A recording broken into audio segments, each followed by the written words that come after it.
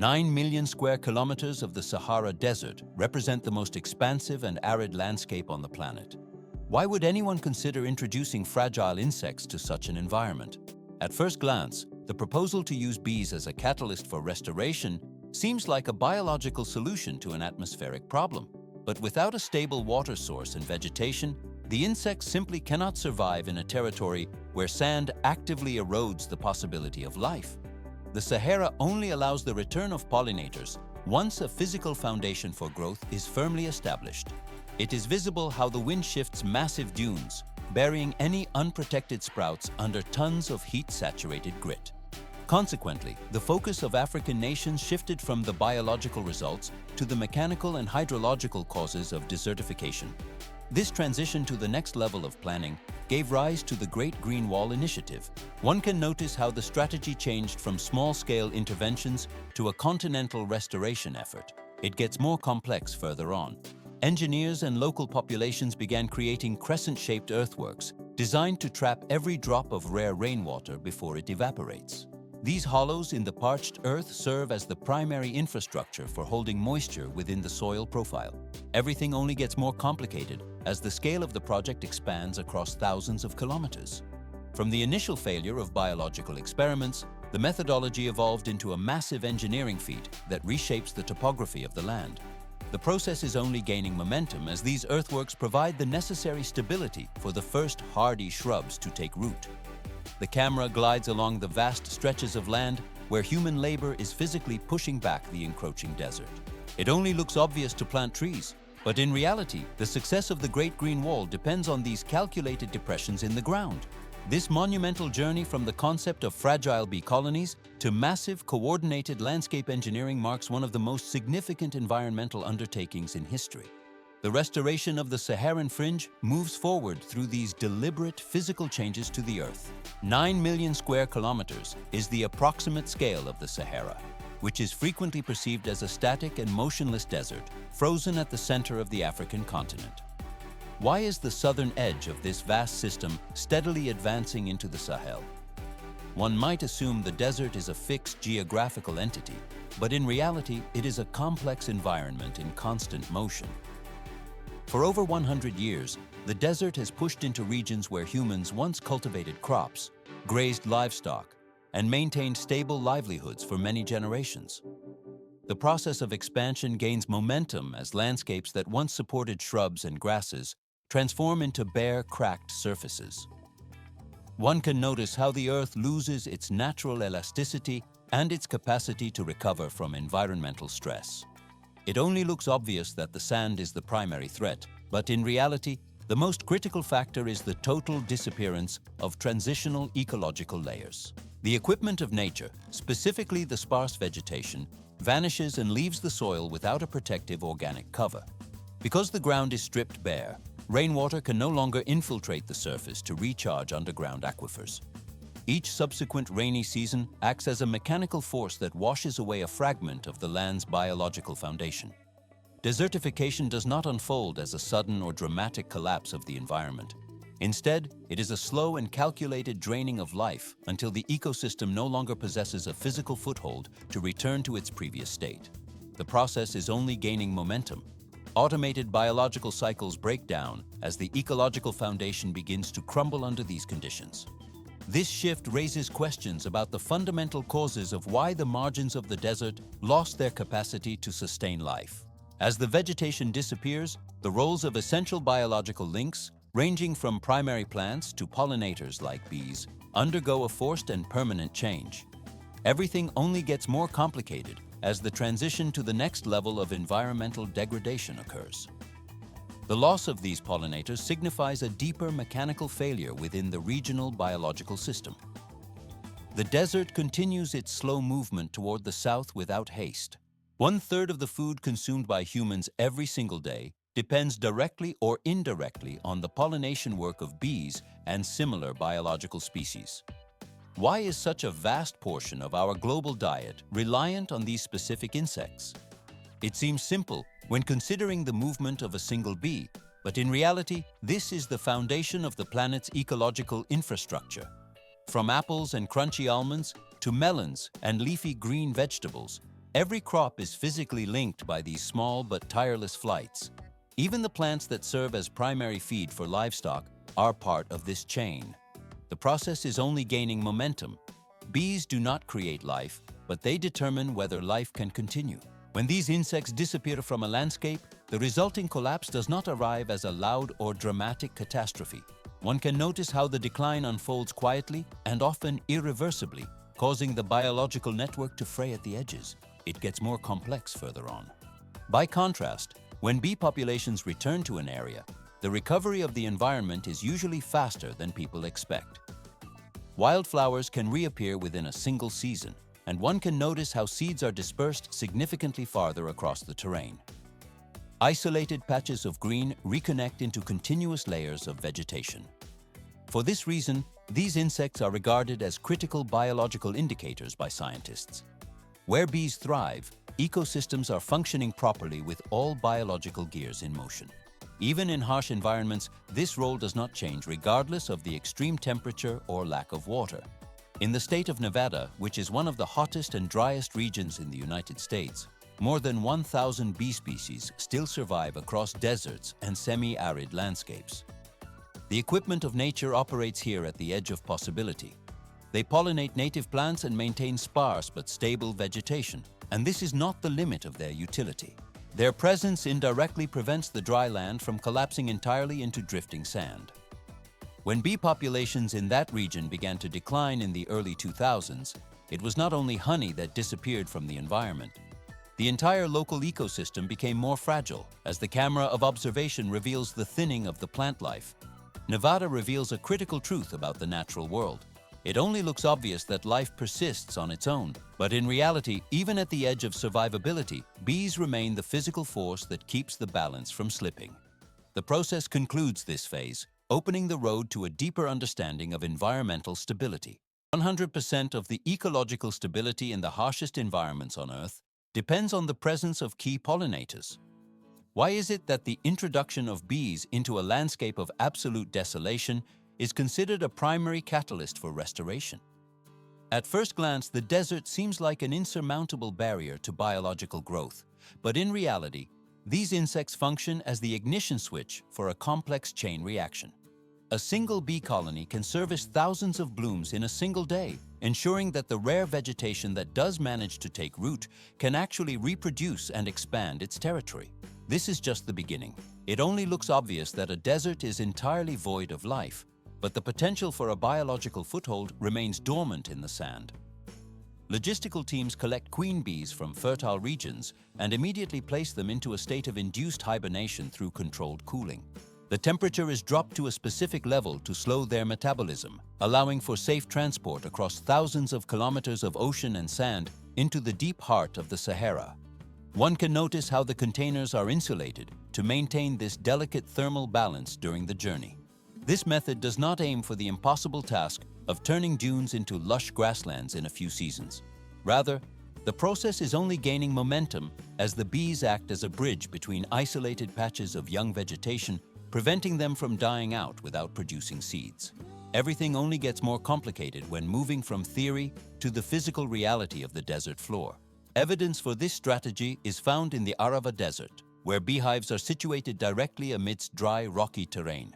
One can notice how the wooden structures of the hives stand in stark contrast to the gray and brown expanse of the sun-scorched earth. It is visible how the bees navigate the heat to pollinate crops, which has resulted in a massive increase in agricultural yields in areas once classified as completely uncultivable. In these specific zones, the insects allow for the extraction of the absolute maximum biological potential from the soil. The equipment used to monitor these colonies records a steady rise in local productivity wherever the pollinators are active. The Sahara represents the next level of this environmental challenge. Because the scale of the Sahara is so much larger and its climate far more volatile, the risks involved in this ecological experiment are significantly higher. The equipment must withstand sandstorms and extreme temperature fluctuations that can swing by 40 degrees in a single day.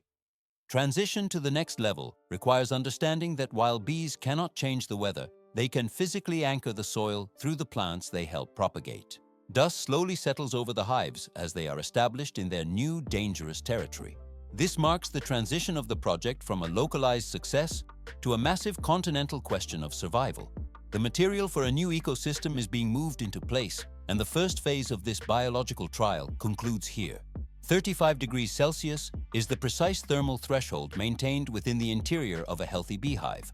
Why must this specific temperature be defended with such mechanical precision?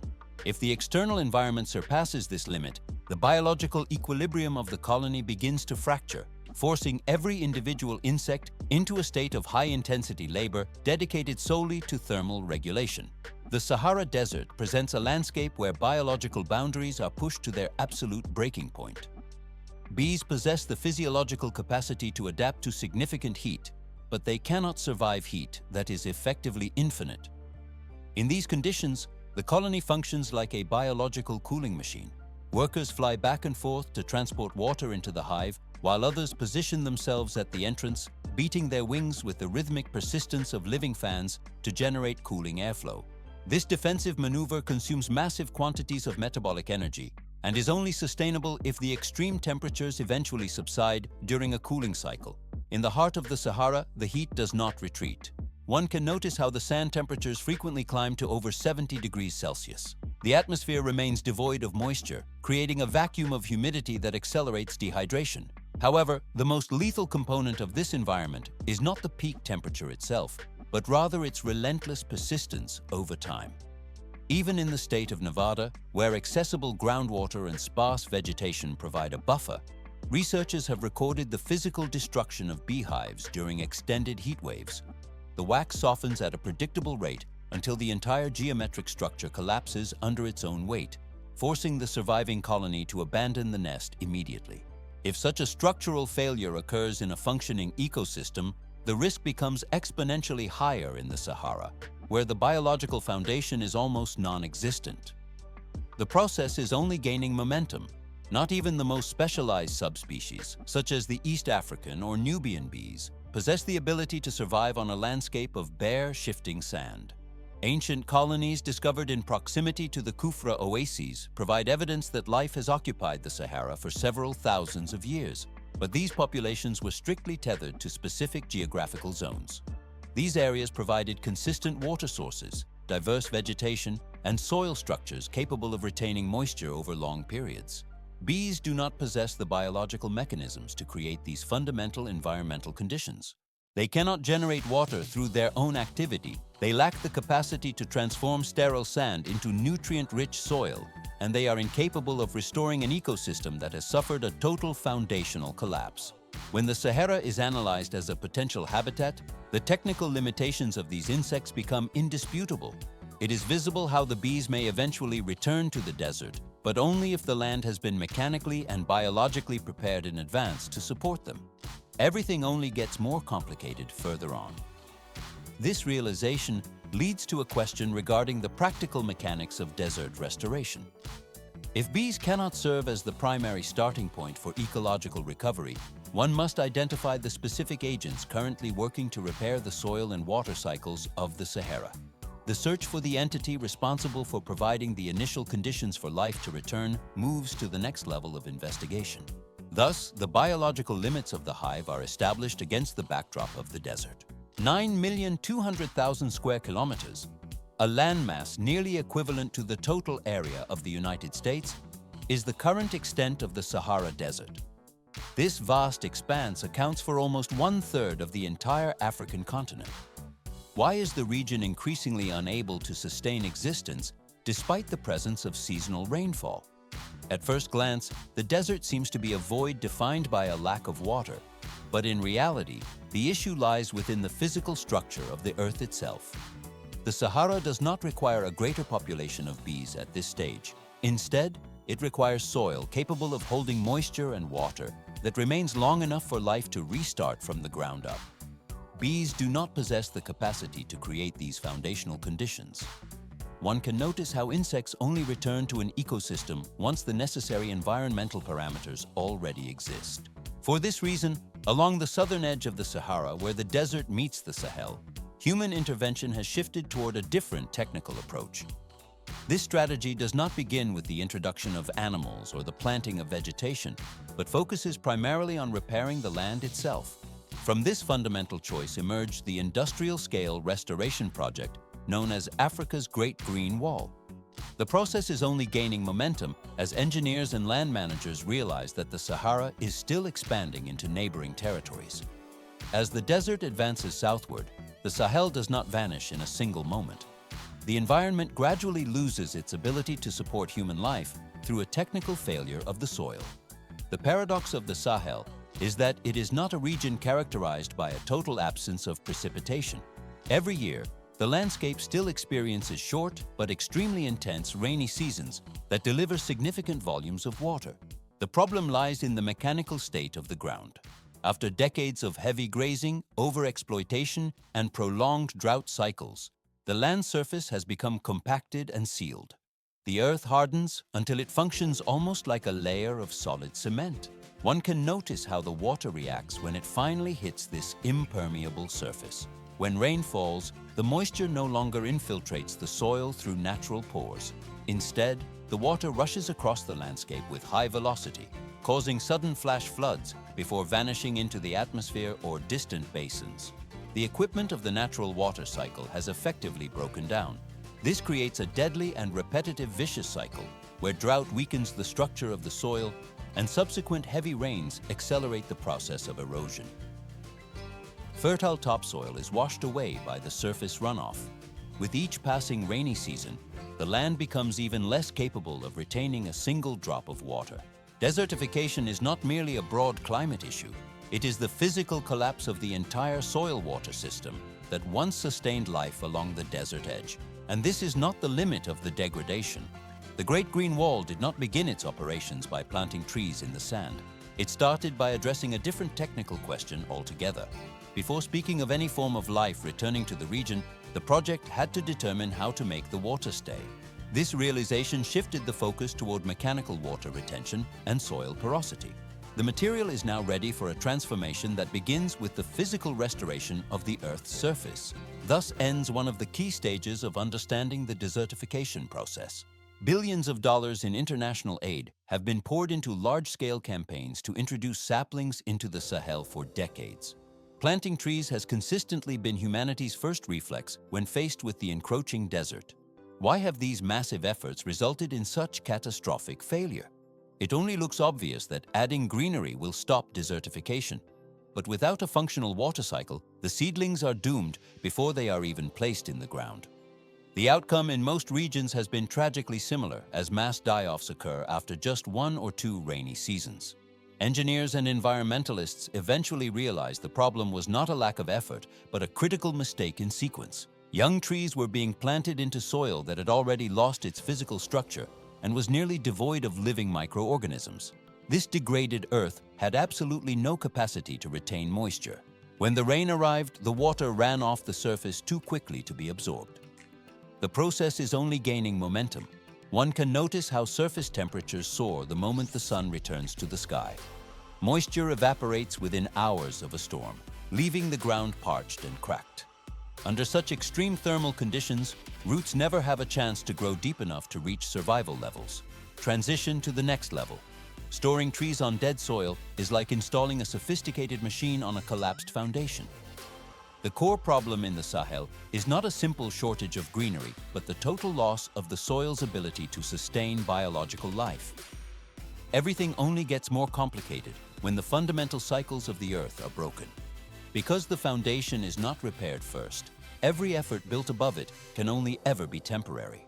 One can notice the dust settling over abandoned plantations where the cycle of growth has failed.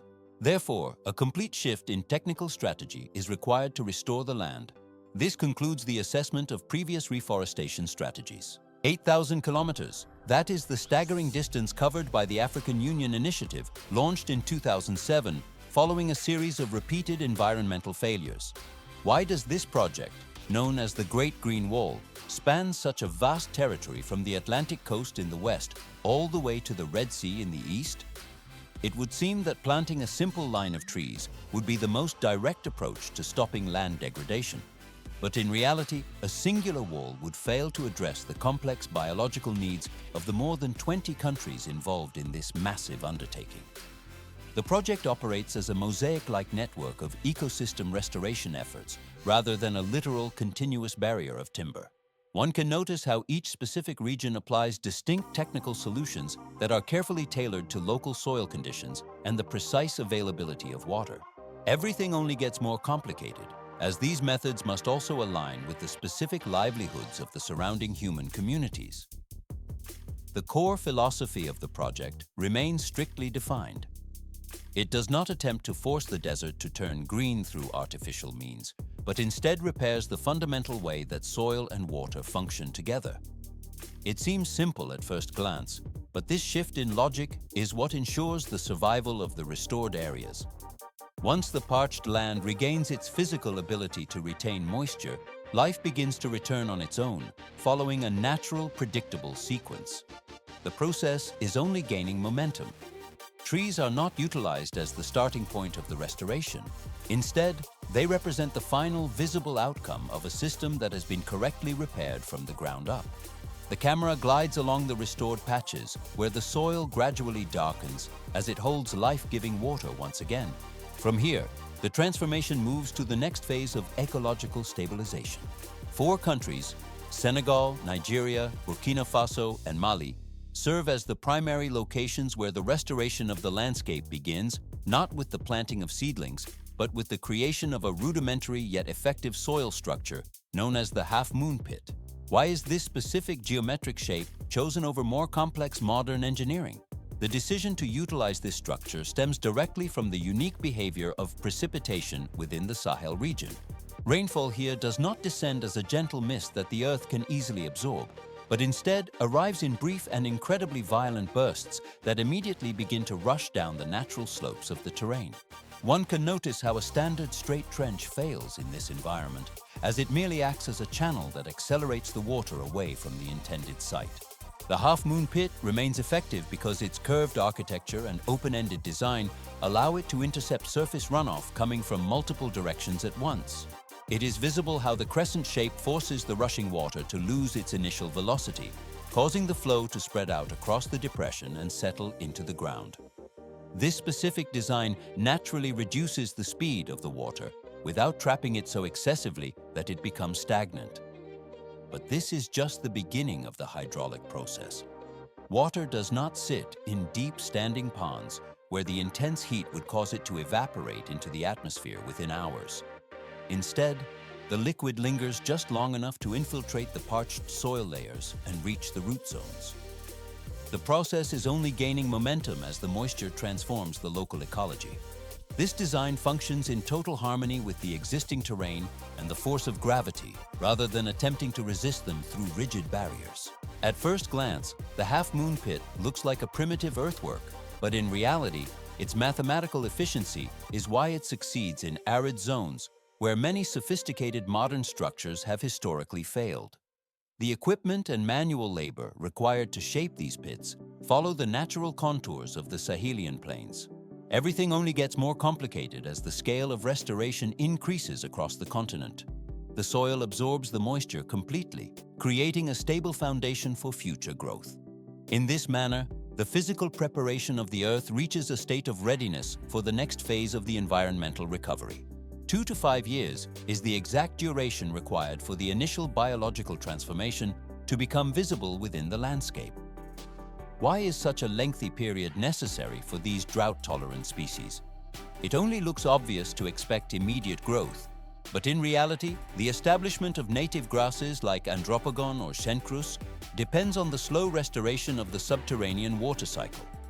Farmers sow these specific seeds directly into the dug pits immediately after the earthworks are completed. One can notice how the deep, fibrous root systems of these plants begin to penetrate the compacted earth, acting as biological anchors for the surrounding soil. This is not a choice made for immediate economic profit or short-term grazing gains. Instead, the selection is based entirely on the ecological function of the species, which are designed by nature to increase water infiltration and systematically retain organic matter. But this is just the beginning. The process is only gaining momentum as the scattered patches of green gradually expand across the arid surface. It is visible how the individual clusters eventually connect into a single, continuous ground cover that shields the Earth from the sun. Everything only gets more complicated as the improved soil moisture and restructured earth allow for the natural regeneration of native trees and shrubs. The return of flora is not limited to grasses alone. Because the underground environment has stabilized, insects and small animals begin to populate the area, followed by larger grazing systems. This systematic recovery transforms what were once isolated green patches into fully functioning, self-sustaining ecosystems. The result is a permanent landscape shift, rather than a temporary oasis doomed to be reclaimed by the surrounding desert.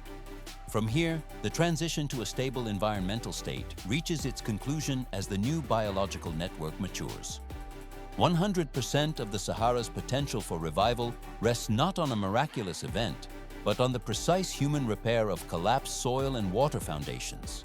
Why is the restoration of these specific environmental pillars considered the only viable path forward? The answer lies in the fundamental physics of the terrain, as when the land loses its structural ability to retain moisture, the entire ecosystem begins a slow and inevitable unraveling. But this is just the beginning. It only looks obvious that nature acts alone, but in reality, the recovery of such a vast desert requires the systematic reintroduction of hydrological stability. One can notice how the parched earth reacts when the foundation is restored, allowing life to find its way back through a sequence of natural progression.